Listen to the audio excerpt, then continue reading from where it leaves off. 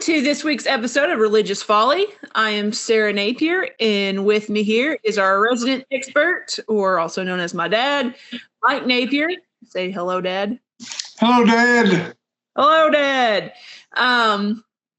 We have got a stacked agenda today for our episode as we talk about Scientology. We have covered Mormonism, Catholicism, Greek Orthodox as well. And we decided that Scientology was kind of our next stop just because it's a little lesser known / popular, but also it is a topic that is discussed pretty widely these days in pop culture. A lot of celebrities claim to be Scientologists. There were a couple of documentaries and TV shows out there about it. And so we thought this would be kind of a good one to cover off on and just kind of have some fun talking about it. So, Dad, I'm going to pass it over to you and let you get us going. When I started looking at putting some notes together on Scientology, it's really interesting because I've got a little of a disclaimer. Scientology appears to be, in my opinion, and it's my opinion only, the most litigious religion in the world. From everything I can find, they sue everybody. And so that's fine. What we're going to give is the documented facts about this group. Now, most of the stuff we do is Christian religions. This is not a Christian religion. Matter of fact, I wouldn't call them Christian at all, because Christian has something to do with the Christ, and they don't. Our podcast examines religious belief systems really from a biblical, Orthodox Christian perspective. That includes groups, religions, movements, but just because we include them doesn't mean that either of us presume that everyone would agree with the religious opinions and criticisms we express. And so we'll have some criticisms.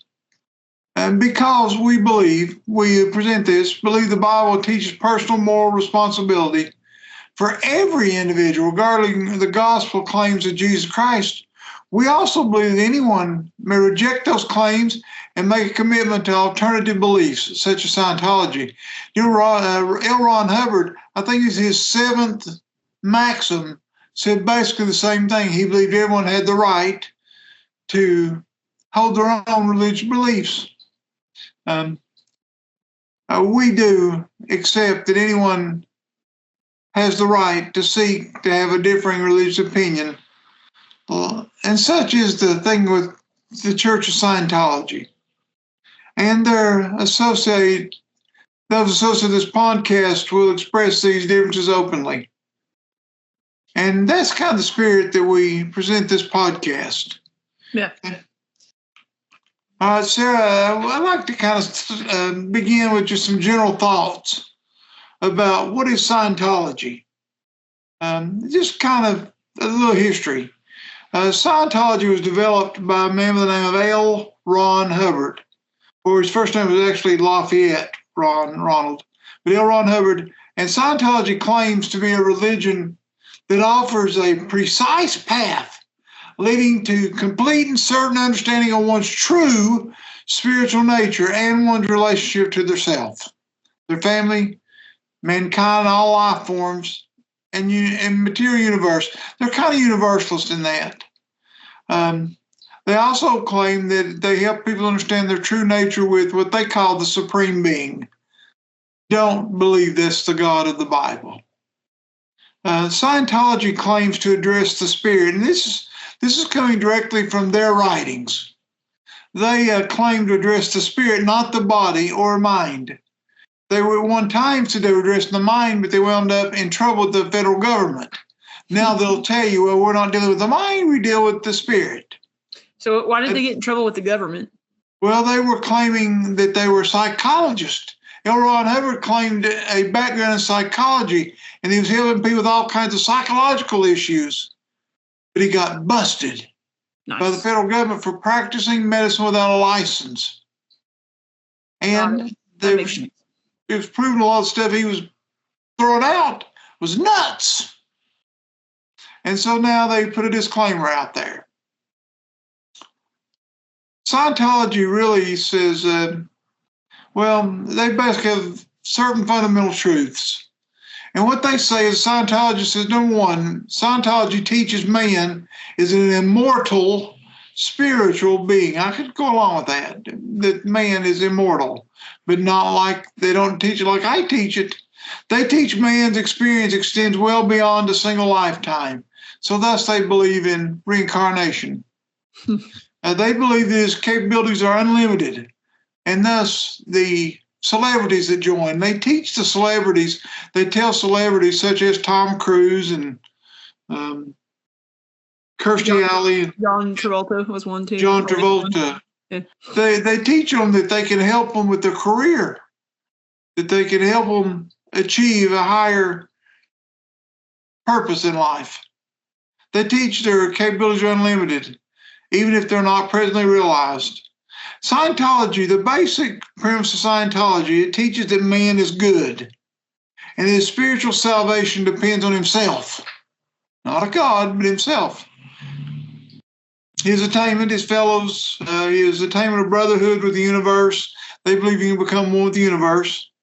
Scientology is not a dogmatic religion in which someone is asked to accept anything on faith. Scientology, according to their writing, says its ultimate goal is true spiritual enlightenment and freedom for all. Talk about this wonderful organization that tries to get spiritual freedom for all. Sarah, let me give you a little bit of the demographics of who it is. I've already mentioned Scientology is a set of beliefs or practices that was developed, invented by, and I'll say invented because it was an invention, by an American science fiction author. As we go through this, it's going to sound like science fiction because a science fiction author developed it. And of course, his name was L. Ron Hubbard. Hubbard originally developed a set of ideals he called Dianetics. You can still buy the book Dianetics, and I'm hoping no one goes out and wastes $30 on it, but you can buy it off Amazon for about $30. He originally started all this as a form of therapy. Dianetics was supposed to be a form of therapy, and thus he got in trouble practicing medicine without a license. An organization, he developed the organization in 1950, and it went bankrupt. And Hubbard lost the copyright rights to his book in 1952. Now, he had wrote a lot of books. Most of them were science fiction books about space travel and all this. And then he wrote Dianetics. And when he went bankrupt in 52, he kind of redeveloped it. He recharacterized his ideals as a religion. Instead of Dianetics being something that helps the mind, he said Dianetics is spiritual. And most likely he did that for tax purposes. Words are important. Oh, yeah. And he renamed Dianetics, he renamed it Scientology in 1954, or thereabouts.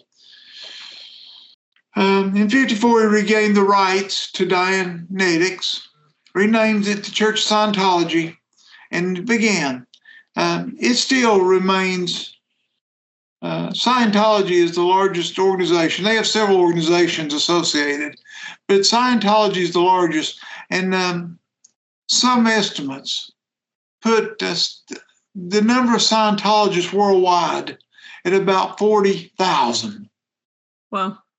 Now, I've not found anything that the Scientologists write that tell you how many members they have. They're very secretive. And there's reasons for that. We'll stay out of that. But I'm going to give you the facts that I know them. When looking at their numbers, the organization itself seems to be very elusive on the number of members, but looking at their material that they write, they talk a lot about how much stuff they got. And they seem to focus more on the business. How many numbers of buildings they got, how big their buildings are. The closest reveal of the organization's membership size comes from its website. And the website states that Scientology has over 11,000 Scientology churches. Knoxville has one. 11,000 is a lot. They claim, this is what Scientology says. Not proven, just Scientology says they have 11,000 churches, missions, and here's the kicker, and affiliated groups. What does that mean? Like, what's affiliated groups? Like, what's under that? Oh, that's just their statement on their website. I don't know what that is. It's somebody that has some attachment somewhere. And they claim that they exist over 167 nations. And they are very proud of the fact that they have grown more than 4 times their size in 4 years. That really doesn't tell me anything. You think that's because of the popularity in our media, in our pop culture? You think it'd have the opposite effect, but, people like messy, so. Well, they are the ultimate in propaganda. They are very good at social media, advertising, getting their name out there. They're very good at it. The Church of Scientology International is the mother church. Now, they have a lot of affiliates, but the mother church is the Church of Scientology International. It's the one you'll see oftentimes on their the documentaries that people have about Scientology. I've watched a number of their documentaries along with reading quite a bit about them. Well, CSI, the Church of Scientology International, CSI. It's a cool abbreviation. Yeah. Is the mother church, and their headquarters are in Los Angeles, California. That checks out. Yeah.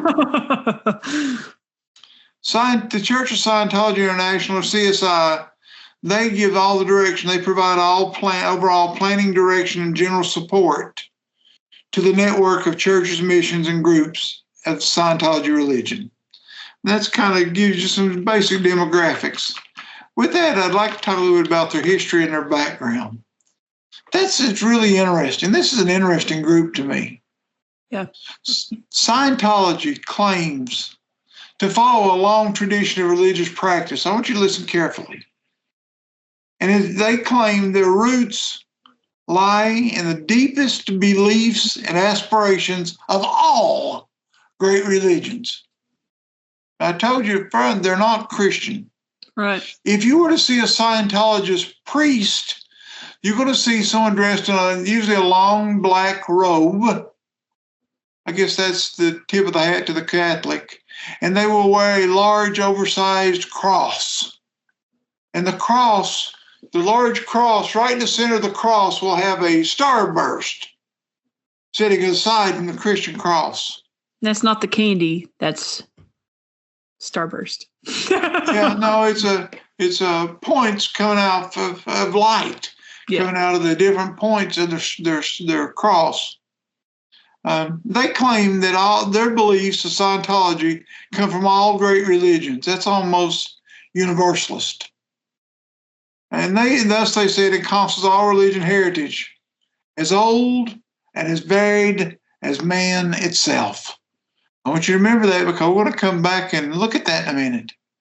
They were going to claim, L. Ron Hubbard claimed that he was over 85 million years old. Take or give a few years. Well, let me just say he didn't make it much past that because he died. But the Scientologists don't want to talk about his death. We'll talk about that briefly. Scientology acknowledges, and they'll tell you they are a new religion. Well, that was big. Yeah. And their development is, and this is interesting though, as you look at their writings, they're going to tell you that their development was made possible in part. The reason they developed because of advances in physical sciences through the first half of the 20th century. Now, you really want to get a mess? Scientology said it bridges Eastern philosophy with Western thought. Now that's difficult because I understand what they just said. Western thought is different. And they bridge that gap. They put it all together. Actually, if you were going to liken them to a religion, they're probably closer to Buddhism than the other major religions. Well, I didn't realize that. That's interesting too. We'll have to do an episode on that too. Yeah. Well, they don't claim to be Buddhist, but they do believe in reincarnation and karma and a lot of other things. But remember, at one time it was presented as a science to help you with your mind. Now it's no longer a science because you get in trouble medically with that. Now it is a religion that helps with your spirit. The Scientology in their writing will tell you Scientology is something that one does, not something one believes in. Gives me the warm and fuzzies. So let's talk a little bit about where they come from. You can't really have any understanding of Scientology without understanding the founder, L. Ron Hubbard. So let's talk about Lafayette Ronald Hubbard, or L. Ron. The Scientologists like to call him Ron, just call him Ron. And when they talk about Ron, everybody knows they're talking about L. Ron Hubbard. Their founder, L. Ron Hubbard, he's affectionately known as Ron by the Scientologists. He was born in March 13th, 1911 in Tilden, Nebraska. And remember, he was born in 1911. That was a long time ago. Yeah, and, it's a little while. He became pretty popular, it appears, as a science fiction writer in the 30s and 40s. Yeah. That's funny. He wrote, a lot of science fiction before Dianetics.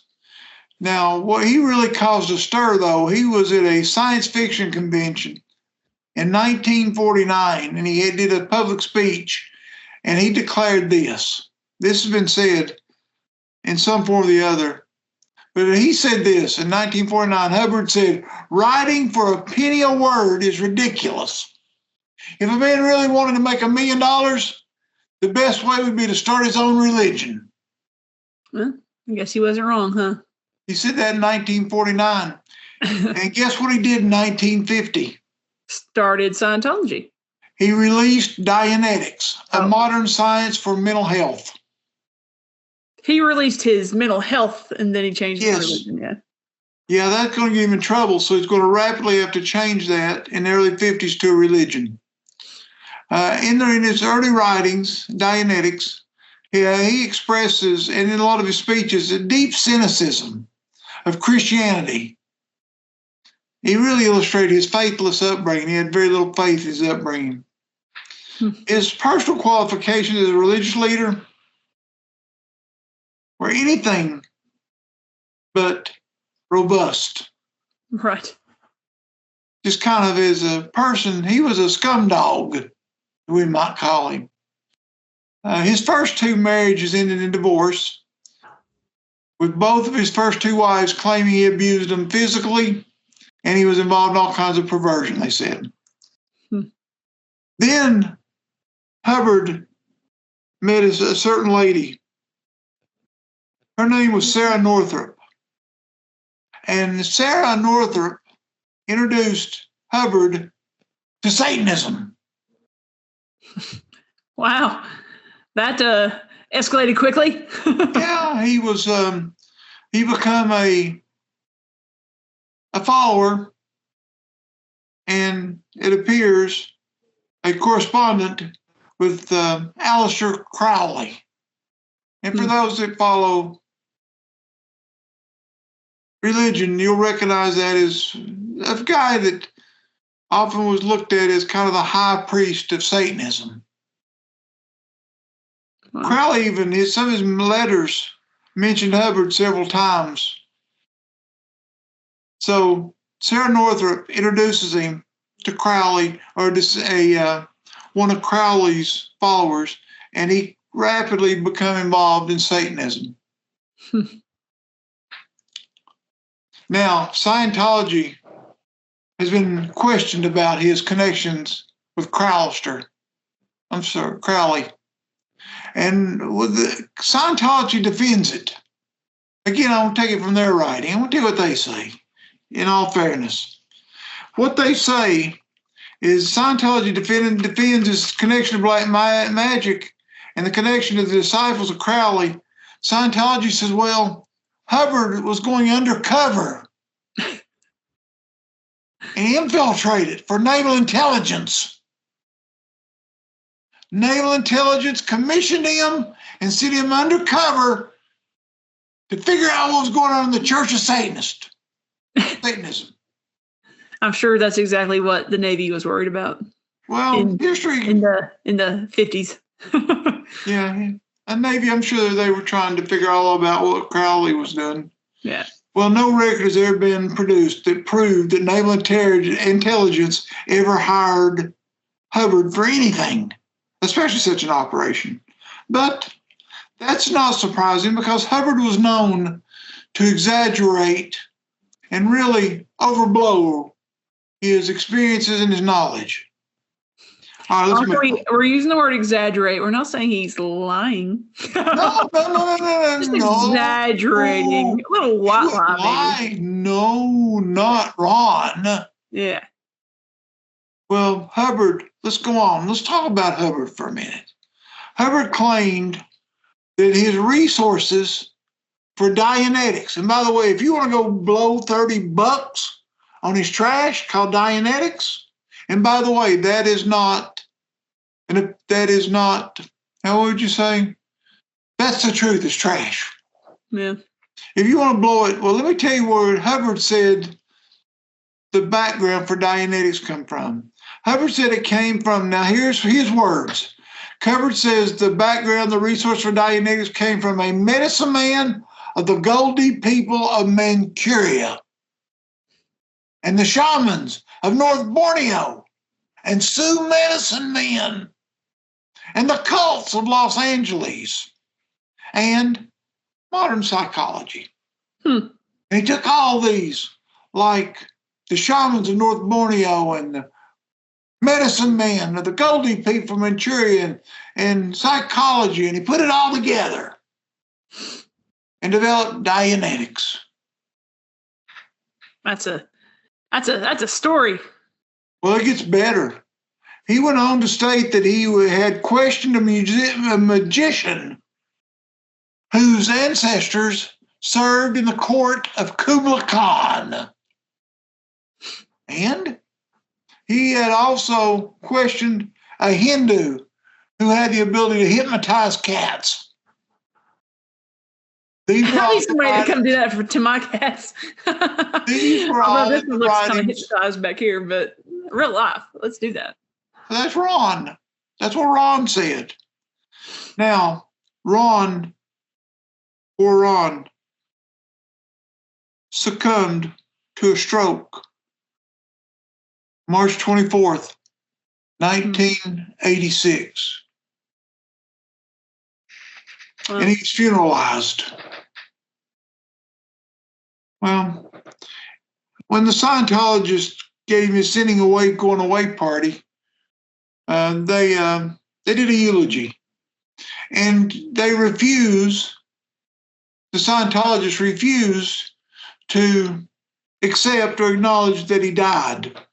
There's no way that this master, this great science mind master, could have possibly died from a stroke.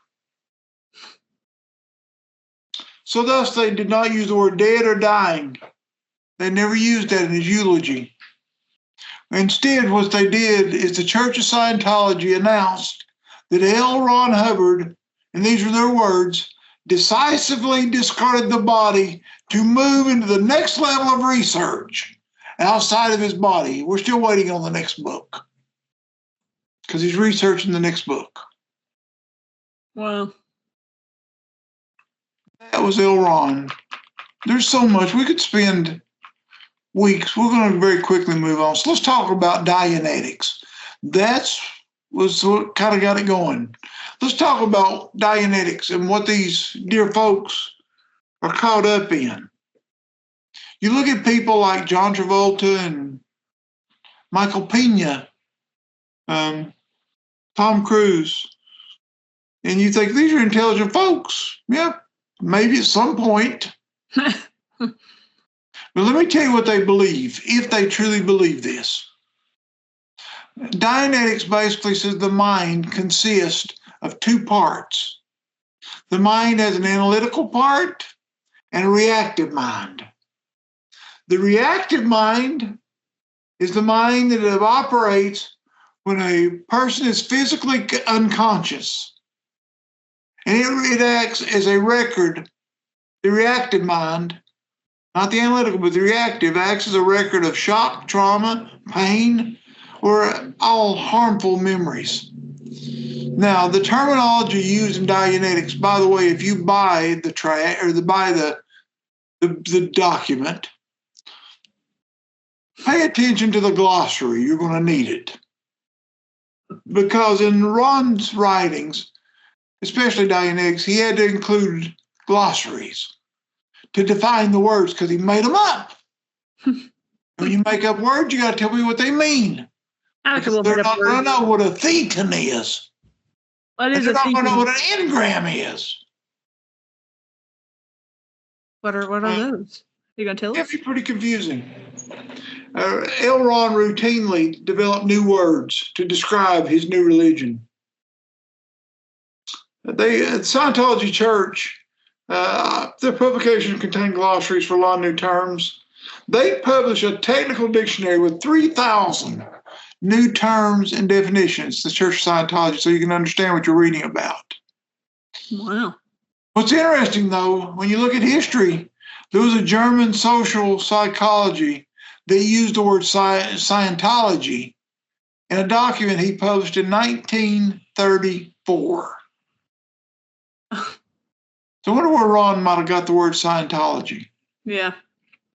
And then there was a French psychologist that coined the word engram. Remember that word. That's a very powerful word in Scientology. And this French psychologist, he coined the word in his writings in 1904. Engram is one of the most commonly used words in Dianetics and Scientology. Let's talk about that quickly. Scientology defines an engram as the reactive mind. Remember, there's two minds. There's an analytical and the reactive. The reactive is where all the bad stuff's at. And an engram is where the reactive mind does not store memories as we know them. It doesn't do that. It stores particular types of mental images called engrams. And engrams are complete recordings down to the last accurate detail of something traumatic that's happened. Let me read you an illustration for our listeners, just for where you say grins and giggles. Here's what an engram is. This is the way it works out. Let's just say this is about a fictionary man we're going to call Mr. Smith. Here's the way an engram develops. Mr. Smith has a tonsillectomy, and he's under anesthesia, I hope. During the operation, while Mr. Smith's having his tonsils chopped, the surgeon, who just so happens to be wearing glasses, the surgeon comments angrily. Now remember, Mr. Smith is under anesthesia, but his mind, his reactive mind, is busy. And so the surgeon gets very angry at the nurse, and he comments angrily to the clumsy nurse. He said, "You don't know what you're doing." Mr. Smith goes through the surgery, and he recovers. He heals up. A few months later, Mr. Smith, who's having a tough day, he's a little bit tired, tough day at the office, has an argument with his employer, who just so happens to be wearing glasses. This is what Scientologists explain. And his employer says, "You don't know what you're doing. Remember, that's what the surgeon said to the nurse when Smith was under anesthesia. Whenever his employer, who wears glasses, says, "You know what you're doing," Mr. Smith immediately begins to feel dizzy and stupid, and he gets a pain in his throat. For when he was under anesthesia, there was a disc of conditioned somatic response that affects what is called a thetan that dwells in Mr. Smith's skull. Now, thetan is a cyclic, it's a reincarnated being. It was discovered by L. Ron Hubbard, and he writes extensively about thetans. Well, I don't know how I feel about that. I don't even have a sarcastic response to that. I don't know what to think about that. Thetans. That's weird. Scientologists believe that thetan came about 75 million years ago. Take a year, give a year. Through a catastrophe brought on by a galactic dictator named Xenu, that described by L. Ron Hubbard in one of his counseling levels of Scientology called OT3. And people that have made it to OT3 clear, part of what they do is they disclose to them, based upon Hubbard's research, that Xenu, a galactic dictator, caused a catastrophe and the planet of the Thetans blew up, and the Thetans were disembodied and they got blew all over the universe. Cool. Discovery of the Thetan. Ron's discovery of the Thetans.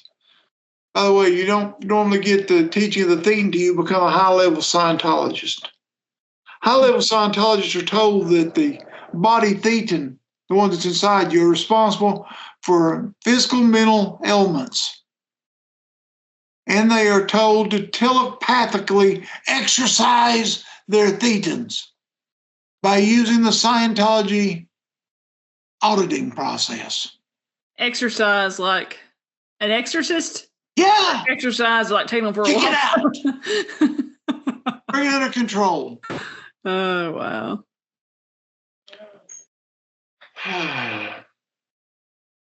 In Scientology, a Thetan is a timeless entity that reincarnates in interplanetary life forms. Is this getting weird for you yet? Yeah, it was really weird with the whole Xenu thing. Okay. It's weird. It gets better. Because the Thetan is a timeless entity that reincarnates in interplanetary life forms. And once the Thetan reaches the Earth, it is put in man. It goes into the man's skull. And the Thetan has a goal. The Thetan exists to get freed. He wants to be freed through a cycle of birth and rebirth. And this is where Scientology comes in, to help you exercise your Thetans.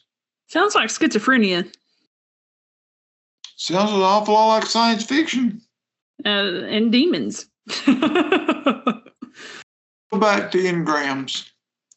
An engram is not a Thetan. An engram is an unpleasant experience that you've gotten, like having your tonsils taken out under anesthesia and had something bad, and your Thetan is picked up on it. It's going to bring it back up periodically and torment you with it. Well, your journey with Scientology is to overcome the engrams and ultimately exercise the Thetans. The solution to the reactive mind interpreting the analytical mind is to read the negative mind, to get rid of all the enneagrams in the reactive mind. The goal of Dianetics, according to the book, is to clear the individual of all engrams of his past. At first, when it all started, when he first started teaching people in the 50s, Hubbard and the Scientologists claim that people only carried engram from this lifetime. Now, after more research by Hubbard and the Scientologists, they find that we carry engrams from past lives. We have been reincarnated, and the Thetans and their reincarnation is carrying forward, as well as humans are reincarnated, and they're carrying these engrams. These also need to be cleared.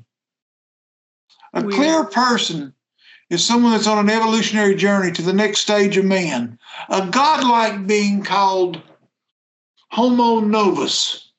That's what we're trying to get to. Hubbard said that potential expectations of the clear, those that have gotten rid of their engrams or brought them under control, Hubbard said if you can get clear of your engrams, here's what happens. You have improved eyesight. Your ears stop ringing.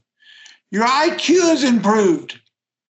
It'll cure the common cold, according to Hubbard's writing. It'll speed your thinking computations, according to Hubbard, up to 120 times faster than what you think right now. Wow. Hubbard says if you can get clear, it'll also help save your marriage. And the way we get clear is through what they call an audit. That's interesting. The Scientologists are big on audits. An audit is known as processing. It is a core practice in Scientology, and they believe the role of auditing is to improve a person's ability and to reduce or eliminate their engrams or the neurosis. And so what they do... What's an audit? How do they do it? Well, that's kind of cool. The pictures I've seen of the E-meter, which they have to use for an engram audit, looks like a couple of tin cans on the end of a wire. And you take a tin can in each hand and you stick it on your head because the thetans are stored in your head, and thus the engrams are in the reactive mind and the things are affecting them. Weird. And you got the wires that come out of them to an E-meter. Now, an E-meter is nothing real special. It's a galvanometer. Galvanometers have been around for 120 years. We call galvanometers ammeters now. And basically, they're a meter that reads amps, very small electrical current movements. And everyone has electrical current in their body. And so you hold on to the cans, put them on your head, and they put you on the meter, and they ask you questions. And they look at how far the needle moves to tell if you're struggling with it or not. I need to know if there's a video of this somewhere. I'm gonna look it up. You good luck if you find one. You let me know, because this is very private stuff. Okay. I'm on a mission. If anyone's listening, and you have a video or find a video, you let me know. But if I find one, I'm gonna post it. It is, the Scientologist says it may take several sessions of this questioning to really identify where you need to be freed. Scientology believes that completing all levels of the audit will return a person to their native spiritual state. I don't know what that is, considering everybody has thetans and engrams. Right. They believe that through this auditing process, they can become free of their physical encumbrances of the physical universe. Hubbard made a lot of unsupported claims of the health benefits of using an E-meter. The problem he got into, if I remember the date correctly, and I think I do, in 1972, the federal government raided him. Oh, wow. And took his E-meters.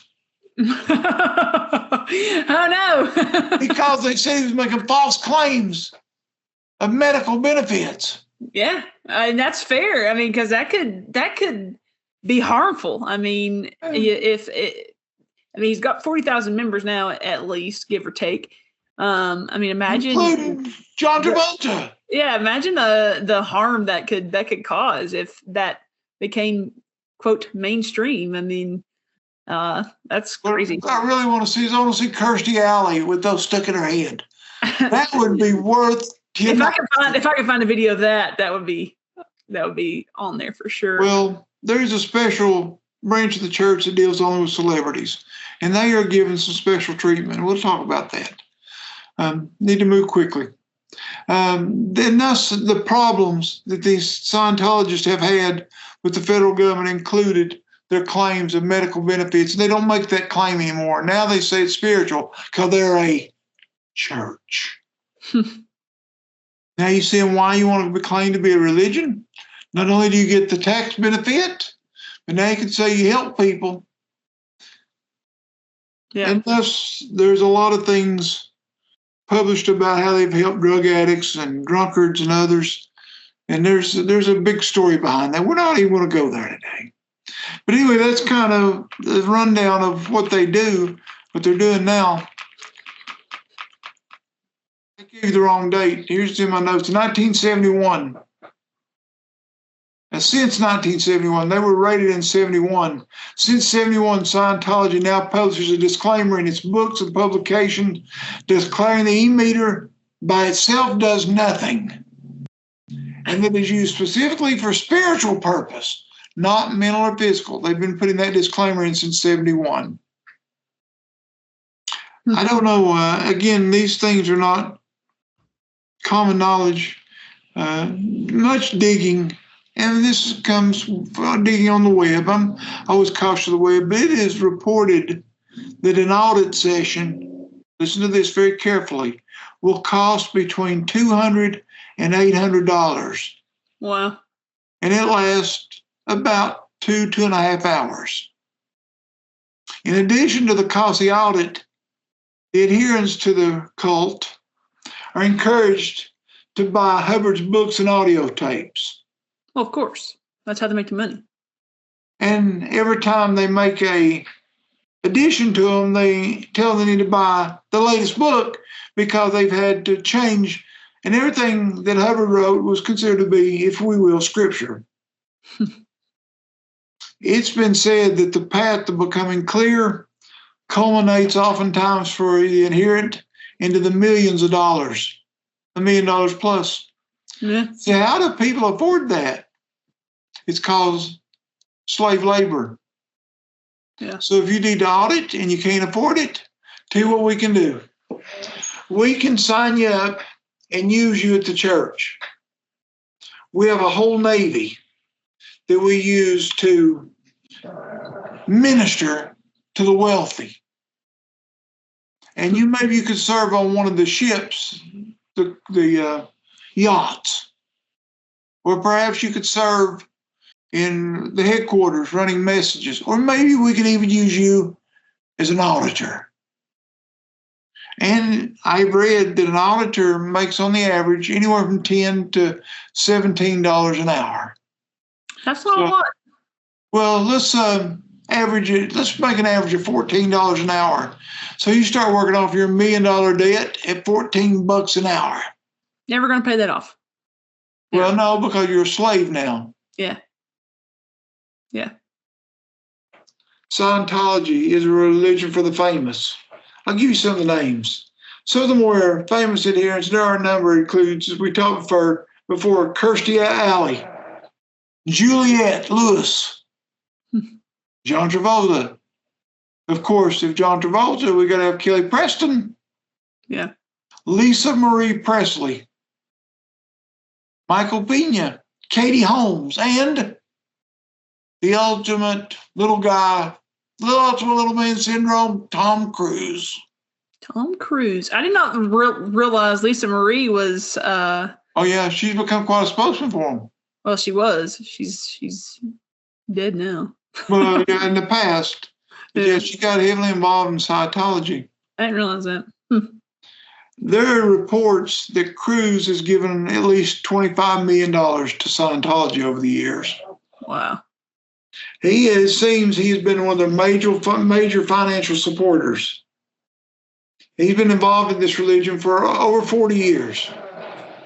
The Church of Scientology has a long history of seeking out artists, musicians, writers, and famous people because they claim, as Scientology claims, that they can help them with their career, and they try to reach out to them. Yeah. According to one religious historian, L. Ron Hubbard was fascinated by Hollywood, and he actively pursued stars by promoting church Scientology among the rich and famous. Yeah, there was a show, it's been probably 5 years or more now. Leah Remini did. She was recruited into Scientology, and that was how they got her. They basically promised her success. And that's how she ended up being tied into them. And her success, I mean, she was successful enough, but I would guarantee you 8 out of 10 people probably wouldn't know who Leah Remini is if you said that name. But she was one of the stars of King of Queens beside Kevin James. She played Kevin James' wife on the show. But she basically come out and denounced the church and had a whole docuseries about it. And that's how they roped her in, was promising her a successful career. If our listeners really want to watch that, you should watch her special, her documentary, because these folks, she claims, have terrorized her for years. Yeah. They've hunted her. And they've done some amazing things. Whether they done it or not, some really weird stuff has happened to her. And it's not supernatural. It's spooky people. Yeah. Interesting. Miss Cavan, who is the present leader of Scientology, it's worth noting. His wife disappeared, if I remember the date right, 2007. That's been a long time ago. Yeah. And it was said that she made some decisions in the church without him. And right after that, she disappeared. Nobody knows where she's gone. She's not been seen now for almost 15 years. And whenever the churches ask where she is, they simply say, well, she's off doing projects for the church. I need HBO to do the Jinx, all about that. They're going to have a hard time because this organization is very secretive about what people do. And they have the lawyers to push back, so you can't get. I'll give you kind of the high level. Let's talk very quickly about what is Scientology. So it's got to be some religion in it, right? You would think. Let's talk about the religion side of it. Now let's talk about the way they see man. And Hubbard, this was his philosophy, and this is Buddhism for the most part. We, as biblical Christians, believe that man his nature is basically evil. Romans 3:23 says, "For there are none righteous, no, not one." Hubbard borrows his basic philosophy from Oriental philosophy. And basically, Hubbard's thing was, I am not of this body. Oh, yeah, this body does some things, but I am not of this body. Scientology believes man is a product of evolution. On the other hand, that we have thetans we have to deal with. Thetans. And the thetans, according to Hubbard, here's what a thetan is. Hubbard said a thetan are more than 80 trillion. According to Hubbard, there are more than 80 trillion in his writings years old, and they dwell somewhere in the skull of the individual. Now, this is what Scientology teaches. When an individual organism dies, that's me or you, when the organism dies, the thetan reports to an implant station. So when you die, your thetan's going to go back to an implant station. Cool. Now, according to Scientology, one of those implant stations is on Mars. It's over. NASA doesn't have to look for life on Mars. They just have to look for the thetans. I just need to know if L. Ron Hubbard was ever seen doing hard drugs. Yeah, I guess, how do you come up with that? No, that's out there. Drugs couldn't possibly mess a man up this bad. It's not possible. So he believed thetans report to an implant station before being shot down to the earth to go into another host. And in between that is the between lives area at the implant station. According to his writings, the thetan shows up at the implant station, reports in, and he's giving a strong, according to Hubbard, a strong implanter chip, a forgetter chip, to forget everything in the past. Because he's going to get enough stuff when he comes and he starts getting engrams. And then he's shot back to the earth to be reborn. Any Christianity in this? None at all. Let's talk about salvation. Scientologists refer to the word, they prefer to use the term rebirth instead of reincarnation. They typically don't like to use the word reincarnation, ties into Buddhism. They like to use the word rebirth. Hubbard, in his writing, emphasized the salvation is to be free. Salvation means you are free from the endless cycle of birth and rebirth. The way to salvation is erase the engrams through auditing. Set the thief free by erase the engrams. Hubbard wrote this. I'll read you his. This is what Hubbard's words were. When one releases an engram, erasure is accompanied. When your engram is erased, then you're going to yawn. It's accompanied by yawns, tears, sweat, odor, panting, urine, vomiting, and excretia, according to Hubbard. Scientology's view of reincarnation includes extraterrestrial life, evolution on other planets, evolution on the Earth, implant station, forgetter implants, and engrams that keep people trapped in reincarnation. That's Scientology's salvation. So what is Scientology to do with the Bible? Nothing. It's not like a thing. The teachings of Hubbard have very little to do with the Bible. Some of his writings refer to the Bible without any biblical text in his teaching. He didn't give text, just makes mention. One such incident is that Hubbard said that Jesus believed in rebirth or reincarnation, but he doesn't tell where that's found. By the way, that is directly opposed to any Bible doctrine you're going to find. Wild. That is very, very wild. I'm just a little mind blown by all of that. That's a lot to take in. That's a lot to unpack. Let me draw it to a close, Sarah, this way. I thought about this after I put my notes together. Scientology is undoubtedly a religion. It is a religion. And it deserves the same freedom of belief as any other religion in the United States. It deserves that. Yeah. It's also open to the same kind of critical evaluation from the Bible and responsible Christians that we put in our teachings regularly. I question my own teachings in light of the Bible. They deserve the same. Yeah. When the teachings of Scientology are compared to the Bible and its truth, Scientology is illuminated as an empty facade of empty biblical intimidation or biblical imitation in some ways. It's empty. There's nothing there. Yeah. Run away, people. Save your money, run away. Yeah, that is a very expensive religion for no reason. There's nothing there. There's no. Sometimes there's really no hope other than the little creatures living inside of you are going to come back. Maybe you should ask Tom Cruise about that. Yeah. After 40 years.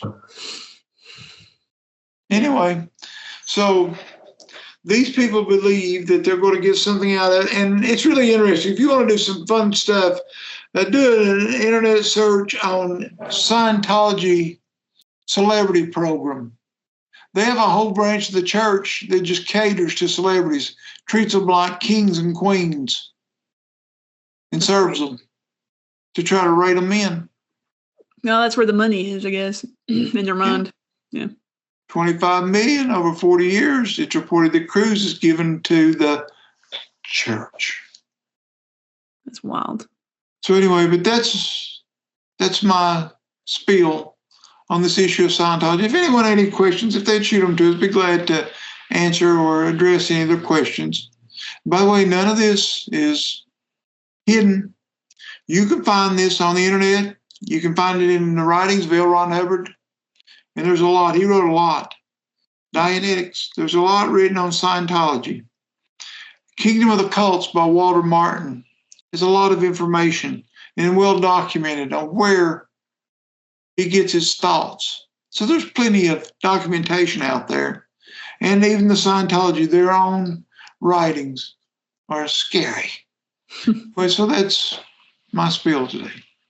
Awesome. Well, thank you for walking through that with us. Like I said, that was a lot to unpack. That was mind-blowing. I'm going to try to find a video to include at some point. I'm on the hunt. So I want Kirstie Alley with the tin can stuck up to her head. If you find that, I'm going to frame that photograph and hang it.